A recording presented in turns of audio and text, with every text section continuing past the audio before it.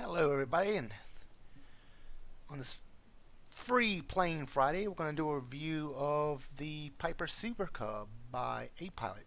This aircraft is available for free on xplane.org.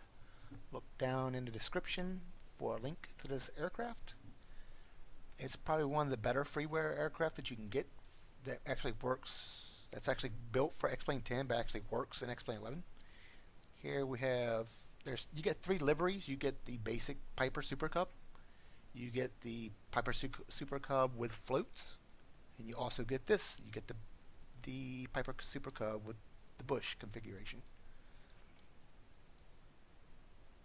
So it's an excellent looking model. You have your I like how you have your landing light right underneath the cowl. The huge bush tires.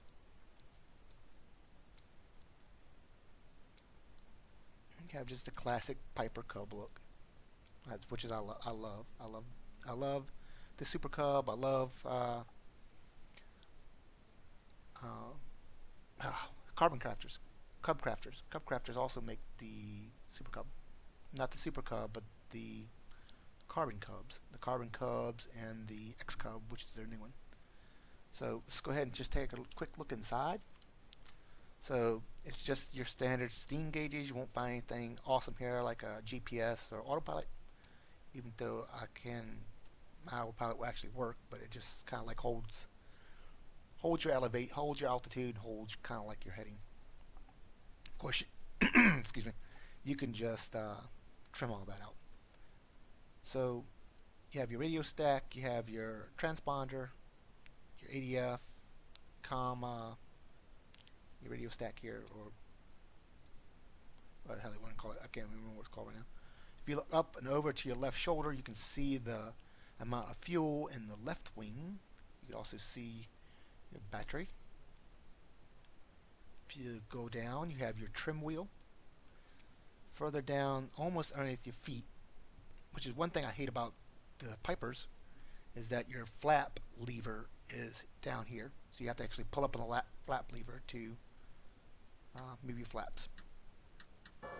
So see, flap lever's there. And it's just, in real life, as I've seen in real life, if you're flying with like an iPad or something like that, I've watched videos because I love the Super Cub and I love the Carbon Cub. But this is not. If you have your feet on the rudder pedals, you have a knee board on your left knee with an iPad or charts, something like that. And you have to reach down and grab the flap lever. It's kind of like in an awkward position. Cub Crafters remedied that problem by having the flap lever above you. So you pull down and back. You pull down on the flap lever to actually lower your flaps. And if you look over to the right hand side, you have circuit breakers and the fuel gauge for your right wing. Extremely simple. I don't know what it looks like in the back seat. Let's go look. I guess you can just reverse back. If there's anything in the back seat, probably just another yoke or a control stick.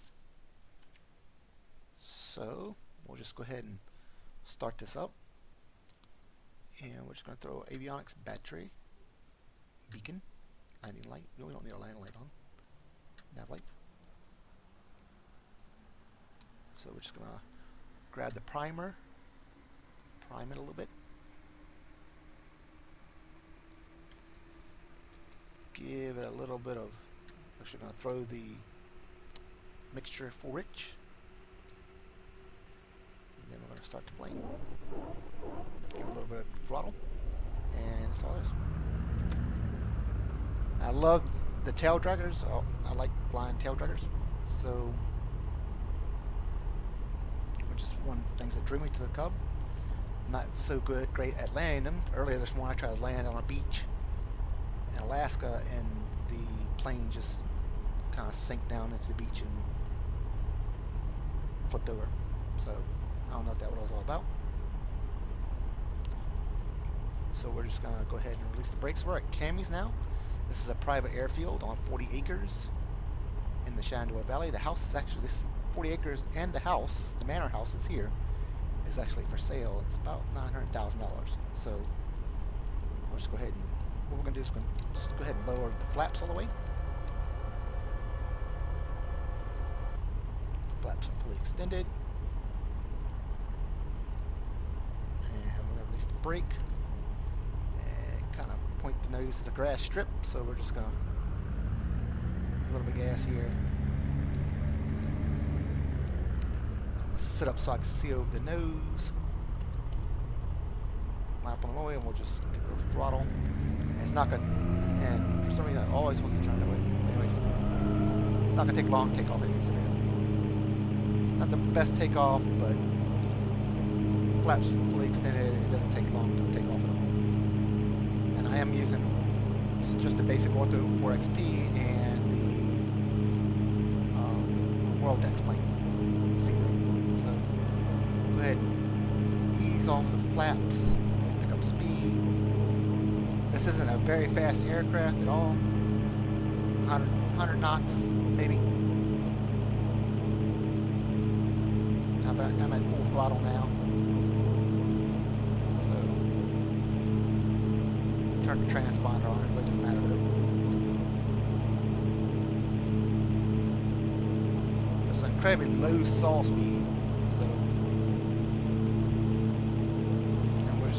Flying around the Shenandoah Valley. It's just an easy plane to fly.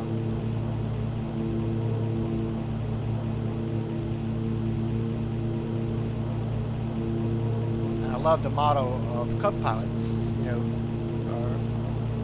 which is basically, we don't need a runway. And that's what I like about this plane. You can just land it anywhere.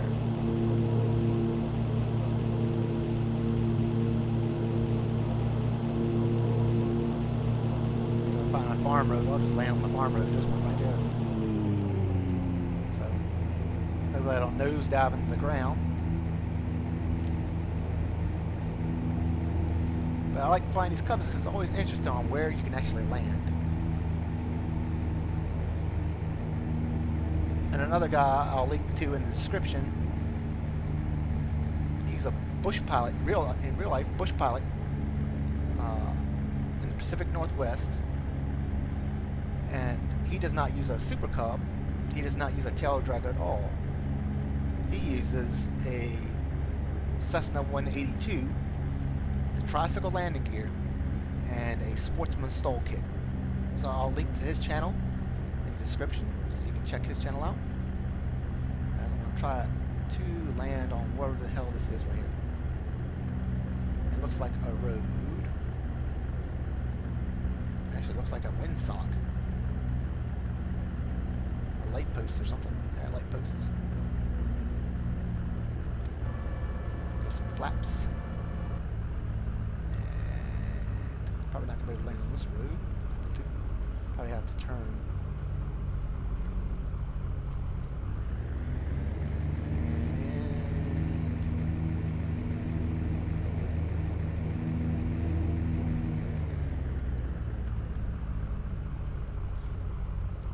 I think it's always kind of funny to try to see how short you can land.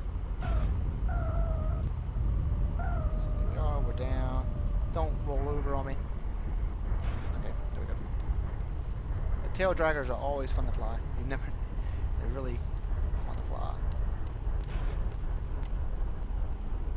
So, and just to take off again, we just lower one notch flaps and it's bouncing around.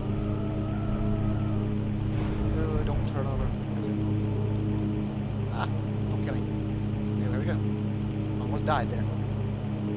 But for some reason on X-Plane 11 and X-Plane 10, I've had like no ability to turn the aircraft while it's on the ground. It's weird. I've tried recalibrating my joystick and everything like that, but it's crazy. Yeah, if you want to download this aircraft, just look in the description, and I will see you guys later. Thanks for watching.